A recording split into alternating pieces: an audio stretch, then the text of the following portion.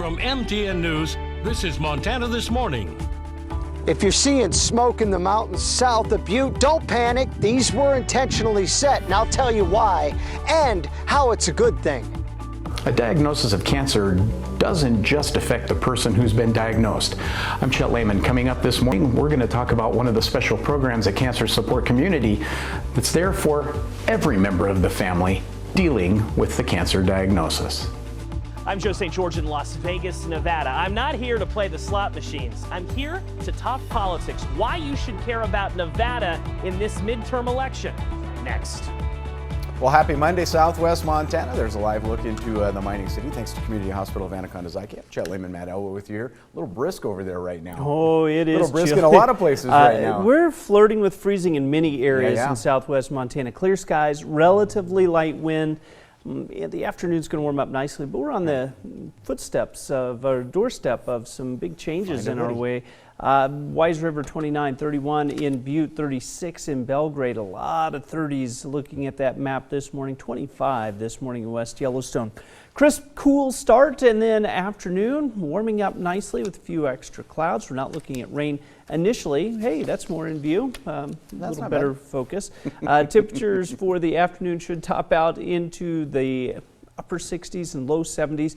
Again, we are seeing a little bit of a breeze through the afternoon. We'll talk more about the big changes heading our direction. That's coming up in just a few minutes. All right, thank you, Matt. 6:33 now. Some scary moments for some Belgrade residents as a fire broke out at their triplex this weekend. Central Valley Fire confirming 3 people were treated for smoke inhalation. Central Valley Fire responded to that blaze just after 6 o'clock Saturday night. Saw smoke and fire rolling out the doors and windows. Took the team from Central Valley as well as Bozeman Fire and Highlight about 30 minutes to contain the blaze. Now, just how that fire started, still unknown, but Central Valley Fire Marshal Jake Zalomi says it looks like the fire began in a bedroom of one of the units. Again, that fire still remains under investigation. While the risk of wildfire is still out there, even as the temperatures begin to fall. TN's John Amy recently spent some time with folks who work to try to limit the risk of those fires. You've heard of fighting fire with fire? Well, that's what fire officials are doing here south of Butte. They're actually intentionally starting these fires in order to prevent the spread of larger wildfires. You got all this dry stuff in between the trees. It's a powder keg waiting to go. The U.S. Forest Service is trying to remove some of that powder from the keg by conducting a prescribed burn of deadfall and brush in about 1,000 acres of wilderness in the area off of Lime Kiln Road. We've wanted to burn this for several years, and the weather just hasn't cooperated. This year we've got some recent precipitation, so we've got a good window to come in here and get this burned. There are about 30 homes scattered throughout this forested area south of Butte, and fire crews will be monitoring the fire around the clock to keep it contained in the prescribed burn area. Most folks are pretty good, a little apprehensive that they've got fire next to their house, as anybody would be a little nervous of that. But they're happy to see the work being done to reduce this fire risk. And here's a whole field of deadfall, of brittle, beetle-killed trees that would be perfect fuel for a wildfire to quickly spread through this entire area. We're trying to consume some of that under a controlled situation, so in the event that there's a wildfire in this area, we've got more of a fighting chance on it. Some residents who live in the area are cautiously optimistic about the controlled burn. As long as it doesn't get out of control. That's the only thing. Fire is something that, whether it's intentional or non-intentional, it makes you worry. People will likely see the smoke from the Butte area, and officials are confident the cool, damp weather will make the fire easier to control. In Butte, John Amy, MTN News.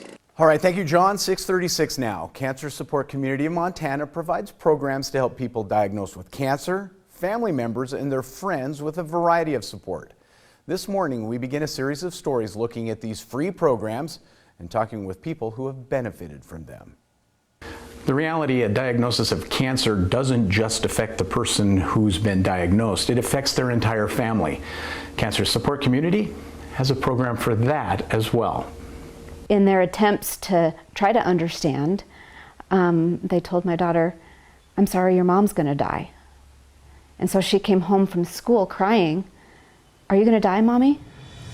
Not long after, we found out about the kids support program and enrolled all 3 kids into the program where they had education and crafts and fun times with other kids to learn about cancer, learn a little bit about the science behind it in kid terms, age-appropriate terms, and learn different treatments and coping mechanisms and how to live with it.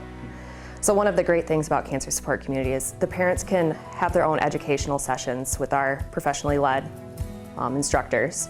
And then the kids can also have separate child-leveled education of, for example, the kids support, where the parents can be out with any of our doctors learning what they need to learn, but the kids can also be learning with me or through books or through play with any of our other therapists here.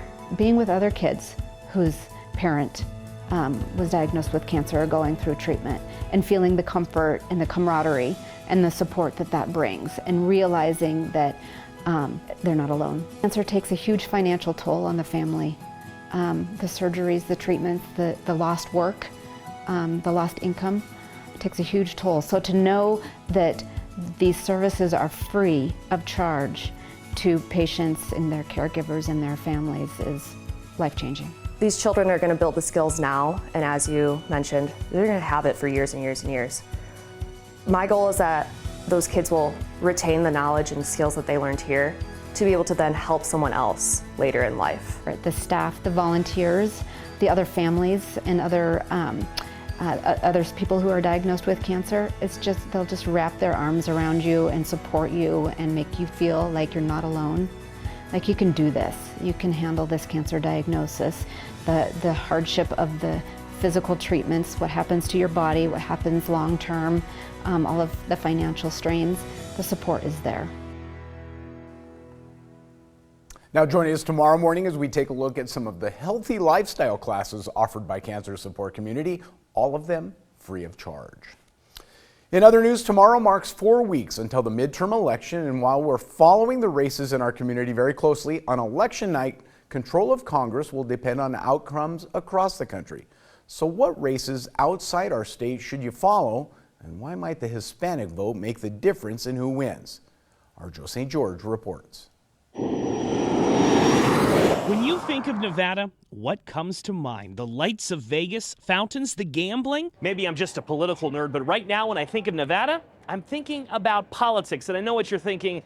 Come on, Joe. We've got important races in our state too. Yes, but control of Congress just might come down to this state. Before you think I'm crazy for putting politics over the casinos, hear me out. In Nevada, currently the governor, a senator, and 3 out of the 4 members of the House facing re-election this year are Democrats. It's a pretty blue state historically, but it's possible based on current polling, all of them lose. If that happens, it would be a major victory for conservatives and a likely sign of a Republican wave. It's also possible Democrats win all of those races and maintain control of Congress as a result.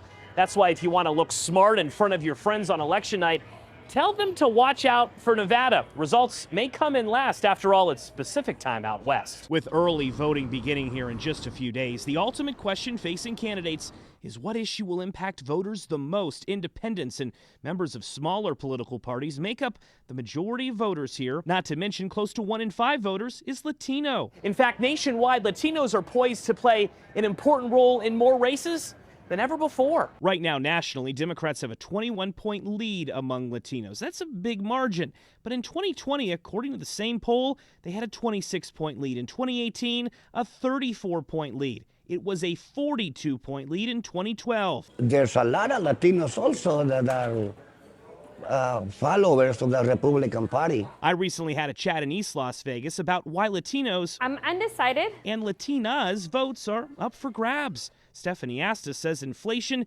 is mattering more and more to her family, and so is her faith. For a Latin family, morals is something very important for us. Pedro told me something similar, although he says immigration is still swaying him the most. It'll be 3 issues for me, which is immigration, health, and education. So remember, across the country, keep an eye on Latino voters as the campaign hits the home stretch. And remember, this year, What happens in Vegas politically won't stay here.